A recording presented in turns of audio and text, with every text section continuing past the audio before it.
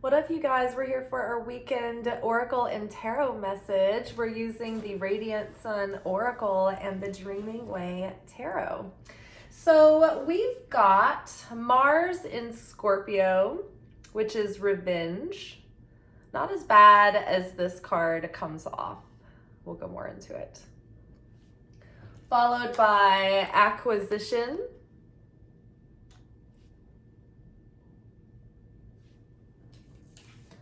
And followed by companionship. And sorry, so acquisition is the sun in Taurus, and companionship is the moon in Libra.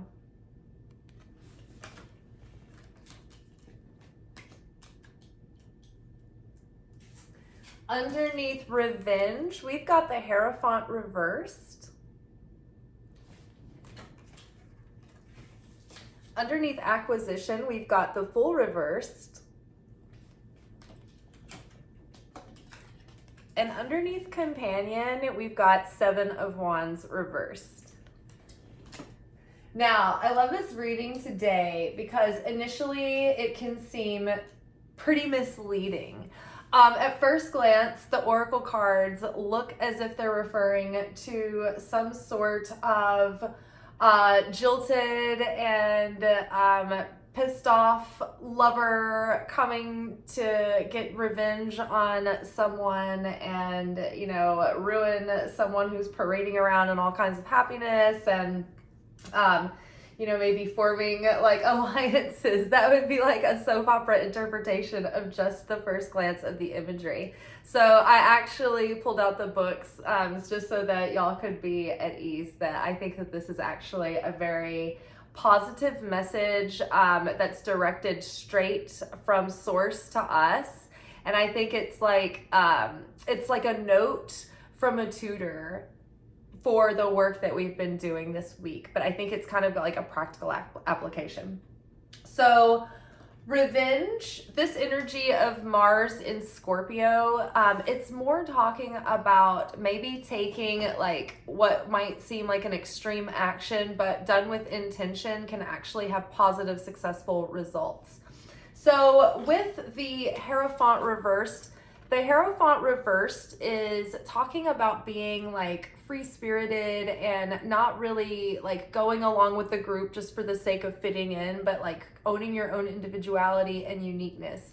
And so overall, when I look at the whole reading as an entire message without dissecting each card individually, the message is that the eclipse, first of all, the card is like this, the woman and man united here in the booklet. It says represent sun and moon, the joining of the sun and the moon.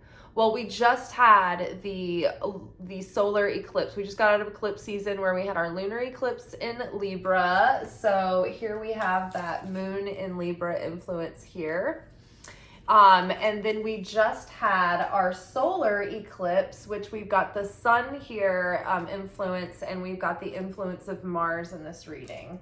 Also, Taurus is butted up against Aries season, so it's like the initiation of this spark in the beginning of Aries season might solidify when we get into Taurus season.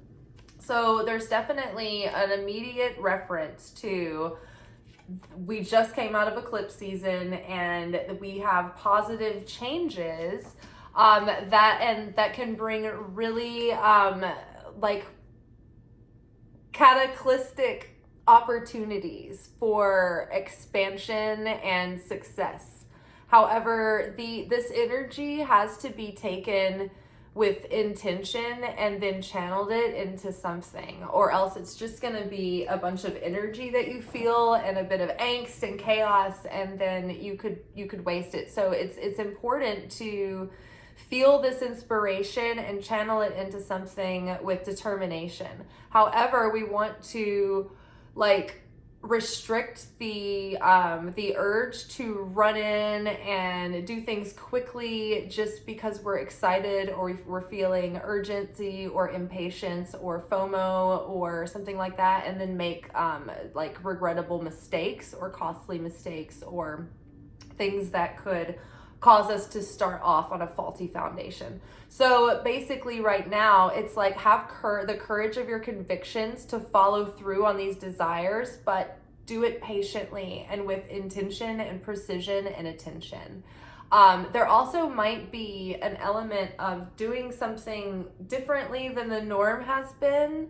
And it's like something that maybe you had a hunch about and like you're kind of second guessing yourself, but maybe that is actually something that you should actually pay attention to that hunch. Because this message is also talking a lot about like listening to yourself, believing in yourself, trusting your own inner guidance, and not going along with groupthink for the sake of like maintaining harmony or not wanting to like stir the pot or wanting to keep things harmonious. So this might be like an example where you get an opportunity to like kind of do a venture or turn your side hustle into like a business. But in order to do that, you can't like dabble with it because it could become successful. So you need to set it up like legally with the state. So it's like you want to rush forward and you want to just like get into the groove, but like you need to like do it, like slow down and do it intentionally so that you're setting yourself up for success, right? So that it doesn't like, so that your fruits aren't like wasted on having to go back and like redo something or something of that nature.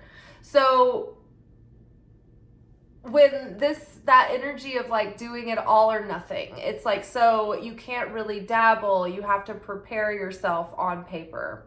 A great example of this is, for instance, it pertains to something that I've been looking into as well, like charging sales tax. Like if you're going to sell a product in your area, like for instance, if you were a craftsperson selling something at the farmer's market and you thought, okay, I'm going to turn my side hustle into this kind of thing. There's more to it than just like getting a booth at the farmer's market and setting up. You know, you're going to have to set up like systems like payment processors and bank accounts linked to those, and then like know how to charge sales tax and how to report that every month properly so you're legitimate, you know. So that is what it kind of means. It's like all or nothing. Like you're like, oh well, that requires that I go get a business license and it's official kind of thing.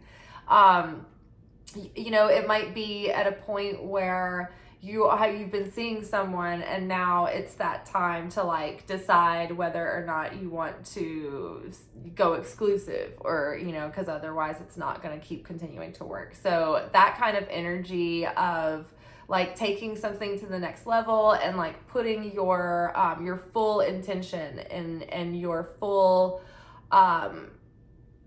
action behind it, your full conviction.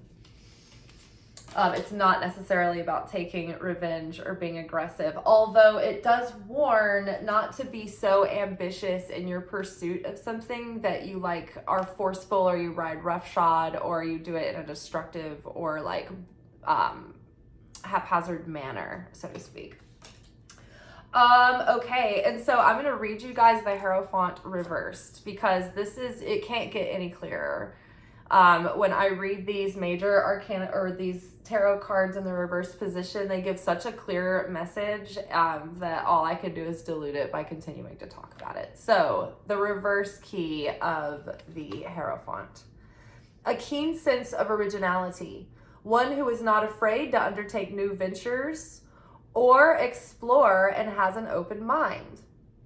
A free spirit glows within your soul. New adventures make you whole. Possibility of someone who will listen to new ideas, programs, etc. Don't be afraid to speak your mind. Do what you feel is best. Go ahead and have the courage of your convictions. A new and refreshing vibration coming into your life can denote open-mindedness and a frank outlook on life.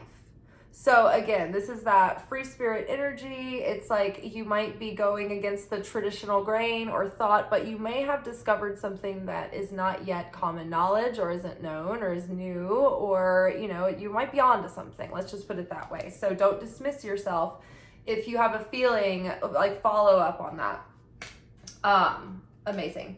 And so at the acquisition, this is the sun in Taurus. This card, it shows like a couple promenading in their most elaborate outfits.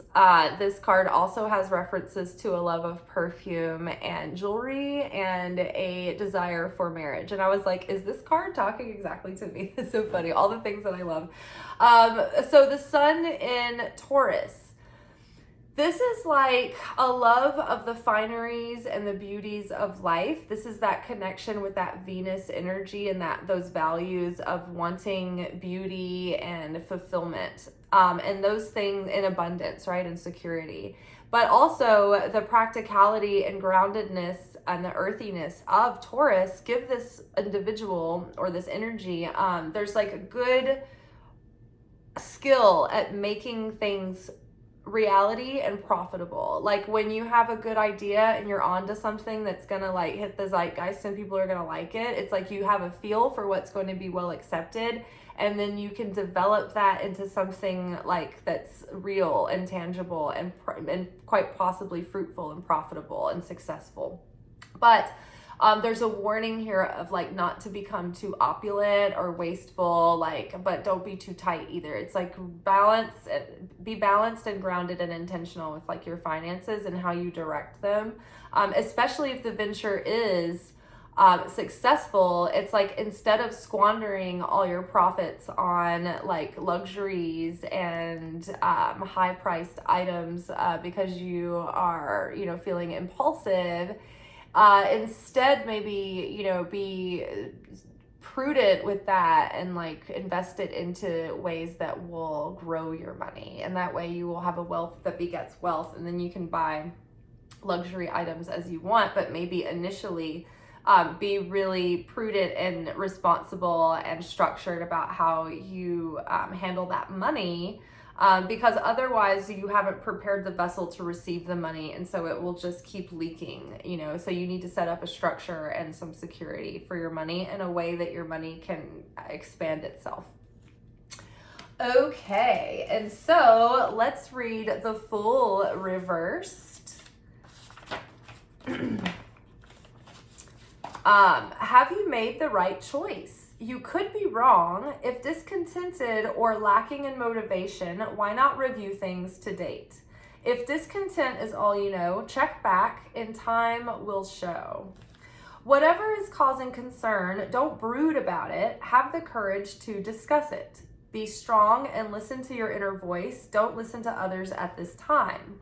Before you make your next move, are you happy with the way things are so far? This is like that Mercury retrograde. Caution, caution, disclaimer, we are in a Mercury retrograde. So if you've been listening to common knowledge about something and you're like, it just doesn't seem right for the situation. I was reminded that the bad advice card came up in the lunation, like in our solar or like full new moon solar eclipse workshop. It also recently consult an expert, consult a mentor. So there could be like a detail that is like getting missed and you feel it and you're like, no, I just can't leave this alone. Keep following up on that because you might be right. You might be right about something that maybe has recently changed. Like for instance, for me, it was the issue of looking into do or do not charge sales tax for certain things. And, it's like as I'm looking at ways to build this channel and like this platform and ways to be able to create like educational video content for you guys to do workshops and sell courses for you guys, it's like, what are the rules around that? Do I charge sales tax on, a digital product? And it used to, the norm was that pretty much anything online, it was like, you didn't necessarily have to charge sales tax, especially with like digital stuff. There was so many loopholes, but now they've kind of figured it out. And according to like the 2023 findings that I came across, it's very likely that you do need to be charging sales tax on digital products.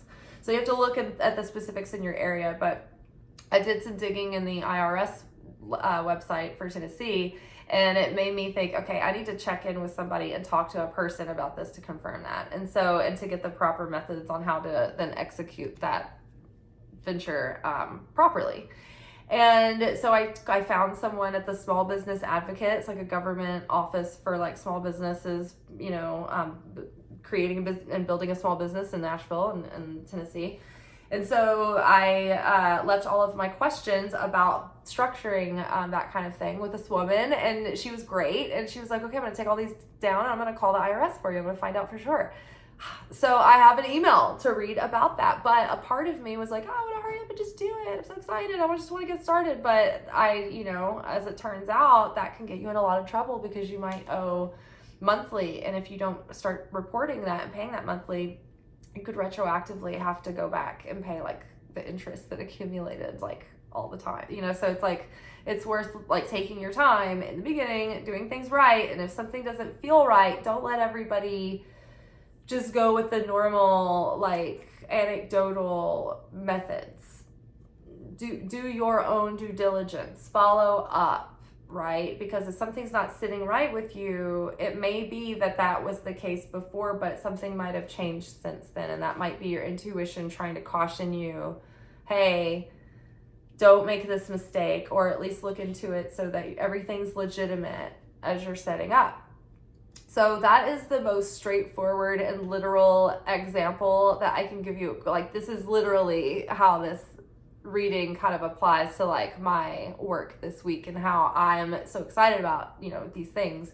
And it's very tempting to want to just rush ahead and believe the answer that you want to get. But the thing is that the internet is designed in a way that kind of puts us in a bubble where we can find any answer that we want to. And so it's important, right? Remember the false masks card kept coming up in the readings. And that might not mean that someone's wearing a false mask. It might mean that like the initial search results that you get, you may need to dig deeper than that to find something more accurate and not just something that is geared towards what you want to find, right? Because the algorithm is starting to learn you. They want to give you things that you're going to want to search for, that are going to be the thing that you're going to want to buy, that you need, and it's very helpful in some ways. I kind of like it, but you have to be conscious using that tool and not just take everything at face value that your Google search gives you, because your Google search will be very different. Your results and answers might be very different initially from someone else's. So follow your little Nancy Drew, Hardy Boys instincts and do your homework.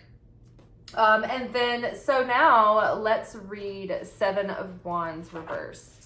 And this is a good lesson in not being afraid of reverse cards, because it doesn't necessarily mean that it's gloom and doom and chaos. It sometimes is just giving you a more extensive vernacular to speak with spirit through, and it gives you a whole nother, doubles the deck on scenarios. So it gives you a wider array. And if you don't know what it means, just look it up, and like your instincts already are going to tell you something about that initially when you see that, or when you look at the image, or when you initially think of that meaning. An initial feeling will come to you, and then you can look it up from there if you need to. So Seven of Wands reversed. Plumb your own depths and feel the strength within. This is not the time to fear. All will pass, peace is near. Your position is stronger than you think. Don't let anyone take advantage of you. Don't be indecisive. He who hesitates is lost. Have patience. Don't make unwise decisions or feel threatened. So it's like, have patience. Don't make unwise decisions or feel threatened. So it's like, Spirit is really being like, yeah, you've got what it takes to do this, right? You've got good things coming, and like you're well equipped to handle the situation, but just take your time and do things correctly. Don't feel too intimidated or too skittish to even try. Just do each step as slowly as it takes to do it correctly before you move on to the next thing, right?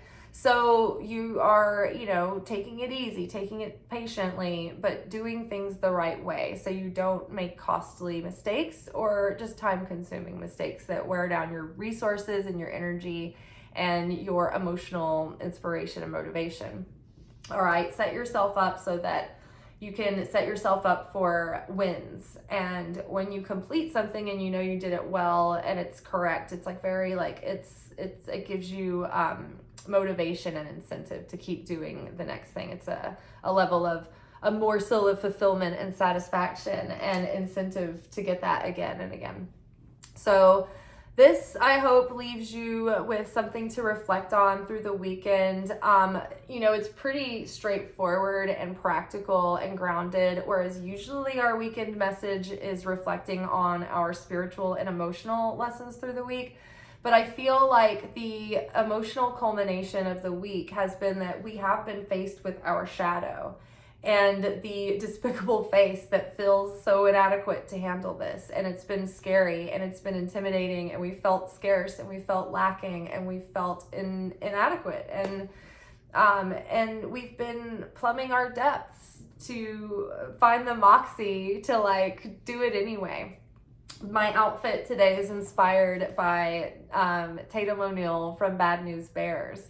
And I just love her spunky fighting spirit. You know, she was the only girl playing baseball, you know, in the 70s on this like all boys league. There was no like girls team, there was no softball. And so she was just going to play with the boys. And she was like one of the toughest athletes, like cutie patootie on the team, and all the boys looked up to her. She was like tough as nails, you know, like smoking in the girls' room kind of thing. Don't smoke. But yeah, so I don't know if you've seen Bad News Bears. Bad News Bears was also like the shitty team in the league with all of like the ragtag misfits. And then like they get this one like super awesome like pitcher who's like also like the boy Tatum O'Neal. He's like the big rebel. And he joins their team, and then they start winning. And so it's like the underdog, ragtag misfit, motley crew, you know, all inappropriate and irreverent. And with like, I think, what's that guy from Grumpy Old Men, and like Dennis the Menace, he's always playing like this surly old man, irreverent, you know, he's their coach, is inappropriate. It's not woke, it's really good. So go out there and be spunky and have some moxie and some grit. And you know what I do? Sometimes when I'm in a situation and I'm in an entrepreneurial dilemma and I'm like feeling a little bit panicky and in over my head, I just start pretending I'm one of those characters in a chick flick in a movie about doing this. And I'm like, I love my life. I'm so professional. Like, I'm a professional. I know how to do this. I'm taking care of business, you know? Like, and it helps. It makes it more fun. It lightens it up a little bit. So yeah, I'm right on top of that, Rose. Like, the character always figures it out. They're just like, yeah, I'm just gonna do this with a smile. No big deal. Isn't this fun? Isn't this what I always wanted? I'm living my dream. Doing this from home. Just that when you're doing it from home, you have to be resourceful, because there's like, you know, you have to find people that you can build a network with that you can ask questions to. But yeah, sometimes you just have to get out there in the Wild West and find your own way. And it's the Oregon Trail, man. And you're forging the river again and again every day. Losing your oxen. Y'all. Well, Godspeed. Good luck. And I will see you tomorrow for our Secret Teachings of Jesus video, where we will delve into the Gnostic Gospels and see what comes. All right. Ciao.